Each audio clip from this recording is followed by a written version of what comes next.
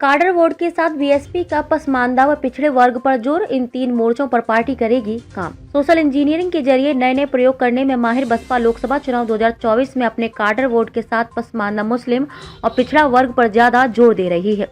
3 मोर्चों को लेकर बनाई गई नई कार्य योजना को पार्टी निकाय चुनाव में भी आजमा सकती है। दरअसल पार्टी सुप्रीमो मायावती ने अपने जन्मदिन पर कहा था कि पार्टी अब अगले चुनाव खुद के दम पर ही लड़ेगी। इस बाबत सिर्फ हसालारों को कार्य योजना भी बताई गई। यदि 3 मोर्चों पर पार्टी फोकस कर ले, आगे की राह आसान हो जाएगी।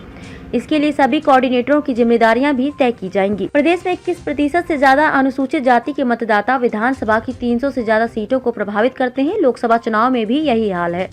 यहाँ 17 सीटें तो एससी वर्ग के लिए आरक्षित हैं। विधानसभा चुनाव में बसपा का काडर वोटर छिटका तो पार्टी मात्र 1 सीट पर सिमट गई। अब पार्टी अपना काडर वोट मजबूत करने में जुटी है। उसे इस वर्ग को संदेश देना होगा कि बसपा कमजोर नहीं है। यदि यह वर्ग पूरी ताकत से साथ आया तो तस्वीर बदली जा सकती है। प्रदेश में 18% से ज्यादा मुस्लिम वोटर माने जाते हैं। विशेष तौर पर 11 सीटें ऐसी हैं जहाँ मुस्लिम निर्णायक हैं। इनमें भी 70% से ज्यादा संख्या पसमानदा मुस्लिम पिछड़ों की है। चूंकि ये पहले भी पार्टी के साथ रहे हैं, अब भाजपा की तरफ इनका रुझान होने से बसपा में खलबली है। पार्टी का तर्क है कि विधानसभा चुनाव में इस वर्ग ने सपा के साथ जाकर देख लिया, अब बसपा के साथ आए तो सत्ता परिवर्तन हो सकता है। बसपा सबसे बड़ा दांव पिछड़ा वर्ग पर लगाने जा रही है। प्रदेश में 50% से ज्यादा संख्या किसी भी चुनाव का परिणाम अपने दम पर तय करती है।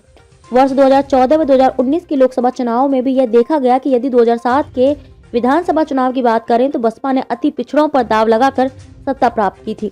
इस बार सुप्रीम कोर्ट पहुंचे निकाय चुनाव में ओबीसी आरक्षण के मामले को भी बसपा भुनाना चाहती है। कहा गया है कि सिर्फ हसालार जनता तक यह संदेश पहुंचाएं कि भाजपा जानबूझकर ओबीसी आरक्षण को लागू ही नहीं करना चाहती। नई कार्य योजना को लागू करने के लिए बसपा हर मोर्चे पर अलग अलग कोऑर्डिनेटर तैनात करने की तैयारी में है। यह कोऑर्डिनेटर इन समाज के लोगों के बीच जाकर नए लोगों को जोड़ेंगे, खासतौर से युवाओं पर फोकस करेंगे। पार्टी सुप्रीमो खुद यह रिपोर्ट लेगी कि किस समाज में कितना काम किया गया।